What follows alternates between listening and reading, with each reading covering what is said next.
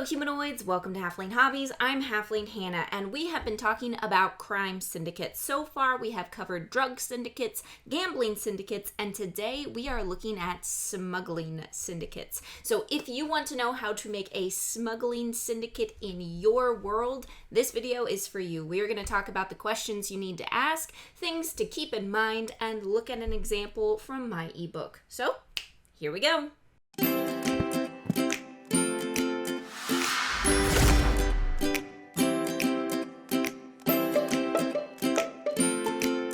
Alright, humanoids, there are a few things that we're going to look at in this video. The first is questions to ask yourself to create a smuggling syndicate in your world. Next, we're going to talk about things to keep in mind. And finally, I'm going to give you an example from my ebook, Welcome to Agnosi, where I have a smuggling syndicate specifically.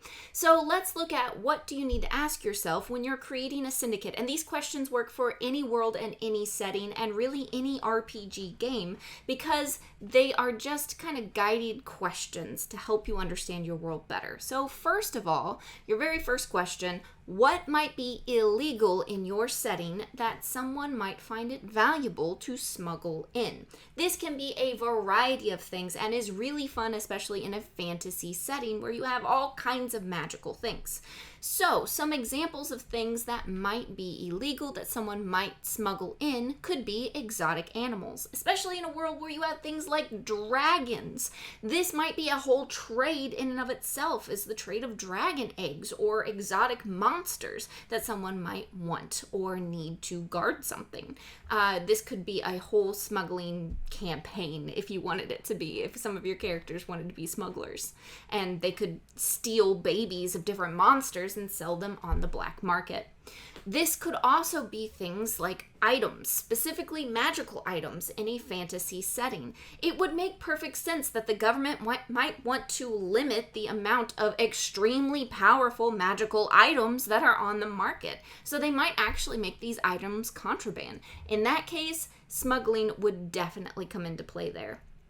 But the thing I love about smuggling syndicates is, yes, you can focus on crime, but you can also focus on people just trying to get around the government. There are certain things that governments tax more heavily than others. Specifically, most countries, tobacco is this way, alcohol. So you could have whole smuggling routes dedicated to that, like they have been throughout history. Or it can be just simple goods. One of the ones that I really like in a fantasy setting is spell components. Some spell components are actually really difficult to get a hold of, and maybe they might be right out illegal in some cities or settings. A great example of this would be guano, which is bat poop. We have endangered species that are protected, right? It would make sense that in a magical world where guano is so highly prized for its spell component abilities that it might ruin the environment and the habitat for bats, and therefore they would become an endangered species that some governments might want to protect. Therefore, it would be illegal for you to go to the bats' habitats and collect that guano, creating an entire market around it. And trust me, your players are going to want that sweet, sweet bat poop for those fireballs that they love so much. And if you're a DM who doesn't do spell components, I challenge you. Because you should. Maybe I'll do a whole video on that. But it's too easy. Spells are too easy in D&D 5e. They're broken, and if you don't use spell components, you're making it worse. Go ahead. Argue with me in the comments. Come on. I can take it. Go ahead. I'm going to do a video on it. If I do a video on it, there'll probably be a link there. I say things and don't do them a lot, so sorry. Number 2, once you have figured out the goods that someone might want to smuggle in, you're going to have to figure out how are they doing that. Since smuggling is in fact illegal, they're going to want to do it under the radar. And people get really smart with this stuff. If you look up, maybe on DuckDuckGo so that nobody can track you, but if you look up how to smuggle things, people come up with some ingenious ideas such as hollowing out tree trunks and stuffing the goods inside and transporting them with other legal goods. There are lots and lots of ways to do this, but basically you're going to want to find and figure out a way to sneak things in and then distribute them. Most of the time, this leads to the creation of some kind of black market. This is going to be off the books. This is going to be super secret and quiet, and only people who know what they're looking for and perhaps know a secret password know how to get to those goods. But all the same, most places have a flourishing black market if you know where to look. So this could lead to the creation of that. Also, how is your syndicate going to get goods? It's unlikely that they just go out and do it themselves. More likely, it's that they buy things from either pirates or some kind of thieves guild. These kinds of black markets are also a great place to fence stolen items. So you might kind of combine your smuggling guild or your smuggling syndicate with a thieves guild. It would be a perfect partnership there. Even a merchants guild, because lots of merchants are looking for ways to cut their costs, and smuggling in goods that are not taxed is an excellent way to do that. And then finally, your question number 3 is, what's the front? If you haven't heard this term before, a front is a legal operation that serves as like the catch-all for the illegal operations. Think of laundering money, right? Especially with the smuggling guild. All the other guilds are going to have a front, but especially with the smuggling guild, you need to have a front because you need a place for people to go to acquire these goods without necessarily incriminating themselves or drawing suspicion. This can be a whole bunch of different things. It can be a regular market that has a black market side to it. That's extremely hard to get to. This can be buildings, shops. In my case, it's an antiques dealer. But come up with some kind of front, something that is legal, nightclub even, taverns, bars, that have an underground basement that might serve as the place where you deal these smuggled goods. Find somewhere to use as a front. Now, these are really excellent with introducing your players to the black market and to these smuggling syndicates as a whole, as they can accidentally stumble across them or catch some shady people saying something really cryptic and kind of piece together the idea. Alright, so let's move to things to keep in mind, especially with every syndicate, but this one as well, as you can get into some really dark themes. Keep in mind that it doesn't always have to be dark. This can be as lighthearted or as serious as you want it to be. Perhaps the kingdom has outlawed cats because they're a kingdom who is run by bird folk, and so you have cat smugglers because, I'm sorry, everybody loves cats, you know? Everybody wants a cat. They're just the best. Dog lovers, go ahead. In the comments, go ahead. Just everybody yell at me today. It's fine. I'm feeling pretty good, so go ahead. But it can be something fun like that. Something that is outlawed, that is kind of slightly ridiculous, that smugglers are just looking to go around. And as dark a theme as you want it to be. But that leads me to the second thing to keep in mind. If you are including these dark themes, which could, include slavery, things of that nature, child trafficking, make sure everyone at your table is okay with that. All right? There are some people who do not want elements that dark in their fantasy setting. They're trying to get away from the horribleness of life. They don't need it in their role-playing game. So please make sure you talk to your players ahead of time to make sure they're okay with these things. If that's your game, great. If it's not, keep it more lighthearted. Which leads me to my next keep in mind. A lot of our favorite fictional characters are smugglers. These can be your rebellious ones, your more neutral setting who just don't care about the government. They're in it for themselves to make a quick buck. So your Han Solos and Chewbacca's, they're smugglers, right?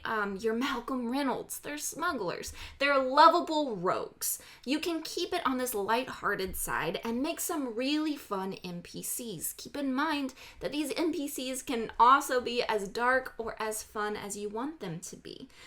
There's a lot of variety with this kind of syndicate. It's not nearly as cut and dry as some of the other ones that we've looked at. In fact, keep in mind that a smuggling syndicate could actually be a really good thing. What if you're smuggling refugees out of a country or into a different country? That can be a really heroic thing. Or you're smuggling in medicine that has been outlawed by the government because they are looking to make money off of the sale of this medicine. That can also be a really, really good thing. So Keep in mind that it doesn't always have to be dark when you're dealing with these kind of syndicates. These syndicates can actually be the heroes of your campaign if you want them to be. And last chunk here, let's look at an example of what a smuggling syndicate could look like. First, we're going to start off with the boss, which in my case is Glimmer, aka Jim, of the Far Shores. She came to Ignosi, which is the setting that I have all these characters in. She came to Ignosi to become an actress and received a lot of fame for her beauty and her exotic nature. She then went on from that to start dabbling in some contraband magical items, specifically ones that could keep her young and beautiful forever. However, these items were contraband, so in order to get them, she had to start setting up her smuggling syndicate. She did this by using antiques, which are legal to sell and can be lined with lead to prevent anyone from using detect magic to know what might be inside. So she set up her glamorous antiques sales, where she buys items from adventurers and sells them to collectors. This works really, really well for her, but if anyone does go snooping, she has deep pockets to buy police and political favor to keep everyone happy. She also owns the Thieves Guild. Because of her black market activities, it's easy for her to fence goods. And because she owns the Thieves Guild, she also owns the Merchants Guild, because anyone who does not have her approval to sell in the city is fair game for the Thieves Guild, and they make their lives miserable. So you can see how all of these kind of play together. So she actually has a couple of fronts for this. One front is the auction house, another one is a nightclub. This is where all of the rich and famous come. A lot of politicians end up here, and this is how she gains a lot of political favor. So Glitter and her crew are available in Welcome to Ignosi, which is on sale right now for just $9.99. If you want to support Halfling Hobbies directly, I would be very much appreciative if you would consider buying that ebook. You get 5 different crime syndicates with their bosses and all of their underlings. A pretty good deal right now. Also, you get it if you join Patreon. So join Patreon and you can get that and all of the other NPCs for RPGs for free. Free. You know what I mean. Smuggling syndicates in fantasy RPGs are super versatile and really, really fun. They can either be the ones that your players are struggling against or the heroes of your story that your players maybe join. They can add flavor to your NPCs and PCs as well if your PCs want to be smugglers in their background. And they create so many more interesting encounters and flavors throughout your campaign. I highly suggest, if you haven't, try introducing a small smuggling syndicate. It doesn't have to be huge. Just start out with one particular thing that might be smuggled into a city and have your players encounter that. I guarantee it's going to be a whole lot of fun. I really hope that this helps to give your game advantage. Until next time, my friends, it's Halfling Hannah here, signing out. Also, I just want to give a big shout out to all of you lovely people who are patrons. You all are amazing. These are all of the people at the Halfling Heroes tier that make this YouTube channel possible. Thank you guys so much for your continued support. If you would like even more DM resources, I'm talking a lot of DM resources, be sure to head on over to Patreon. Big shout out to our ongoing partners, the Wanderer's Guide, who makes those beautiful maps that we use in our one-shots, and Woodworks Gaming, who create these beautiful DM and player vaults that I use. Absolutely love you guys. Thank you so much. And until next time, have a good day.